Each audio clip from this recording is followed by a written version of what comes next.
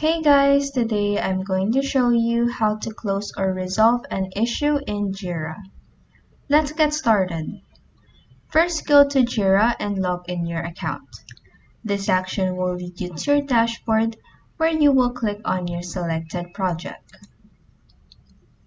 In this new tab containing your project, click on the task you want to close, and this right panel will open where you will look for the status field right here.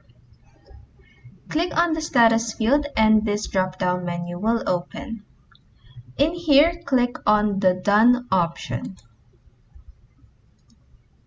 Another way you can close or resolve an issue in Jira is by holding down your left mouse button on the ticket you want to close and drag it to this Done tab right here. And that is how you can close or resolve an issue in Jira. If this video helped you, please like and subscribe for more helpful tutorials.